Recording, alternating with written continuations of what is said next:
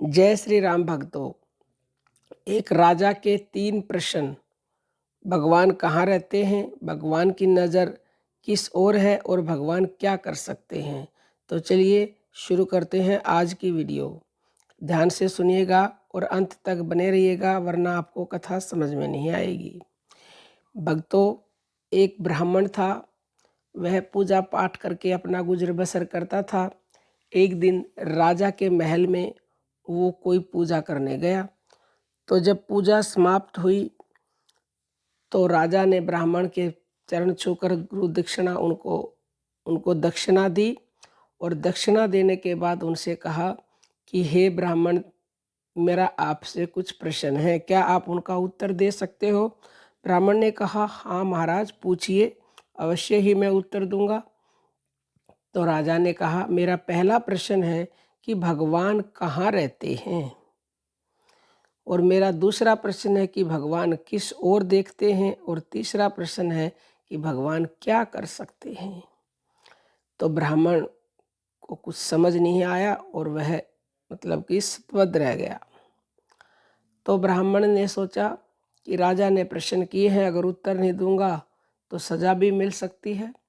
तो ब्राह्मण ने कहा, महाराज, मुझे 1 महीने का समय चाहिए, आपके तीनों प्रश्नों का मैं उत्तर दे दूंगा। राजा ने कहा, ठीक है, आप 1 महीने बाद आना और मेरे तीनों प्रश्नों का उत्तर देना। तो ब्राह्मण घर चले गए। घर जाने के बाद सोच विचार करने लगे कि प्रश्नों का उत्तर कहाँ से मिलेगा। उसने अपनी जितनी भी उसमें समझ थी, बुद्धि थी, जितनी भी वो साधना करता था, उसने सबका प्रयोग किया, लेकिन उसको अपने प्रश्नों का उत्तर नहीं मिला। तो जैसे जैसे समय बीतता गया वैसे ही वैसे वो निराश होता गया और चिंता में डूबता गया।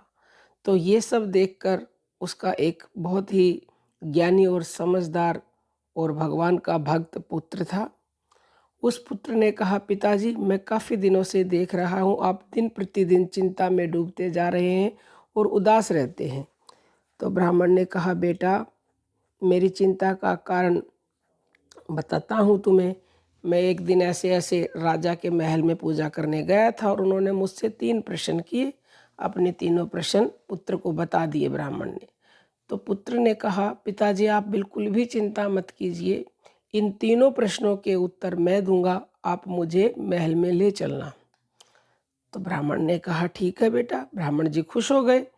जब पूरा 1 महीना हो गया तो वह राजा के महल में अपने पुत्र के साथ गया।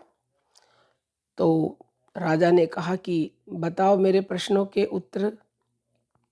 तो ब्राह्मण के लड़के ने कहा, महाराज, क्या आपके राज दरबार में, आपकी सभा में अतिथि का आदर सत्कार नहीं किया जाता। इतना सुनते ही राजा को बड़ी ही शर्मिंदगी महसूस हुई। तो पहले ब्राह्मण और उसके पुत्र को बिठाया गया और उनको दूध पिलाया गया, दूध ला के दिया गया। तो जो ब्राह्मण का पुत्र था, दूध में उंगलियां डाले और बार बार बाहर फेंकने लगा कुछ। तो ये देखकर राजा को और भरी सभा को बड़ी हैरानी हुई कि ये कर क्या रहा है, दूध में क्या ढूंढ रहा है, क्या बाहर फेंक रहा है। तो राजा ने पूछा, ये क्या कर रहे हो। तो ब्राह्मण के पुत्र ने कहा, महाराज, मैंने तो ये सुना है और सभी जानते हैं कि दूध में मक्खन होता है, तो मक्खन को मैं ढूंढ रहा हूँ, क्या आपके दूध में मक्खन नहीं है। महाराज ने कहा, क्या बोल रहे हो, सब हर प्रकार के दूध के अंदर मक्खन होता है। तो बच्चे ने कहा, लेकिन दिखाई नहीं देता। तो महाराज ने कहा, दूध में मक्खन दिखाई देता ही नहीं है। तो अब बच्चे ने कहा कि महाराज, ये है आपके पहले प्रश्न का उत्तर है। भगवान हम सब के अंदर होते हैं। जिस तरह से दूध में मक्खन होता है लेकिन मक्खन दिखता नहीं है, उस मक्खन को देखने के लिए दूध को गर्म किया जाता है, दूध को जमाना पड़ता है और जमा करके उसका मंथन यानी कि उसको बिलोया जाता है और फिर उसमें से मक्खन अलग होता है जब वो मक्खन दिखता है। इसी तरह से भगवान हम सब के भीतर हैं, लेकिन वो दिखते नहीं हैं। उनको देखने के लिए भक्ति की ज़रूरत है, साधना की ज़रूरत है, नाम भजन की ज़रूरत है।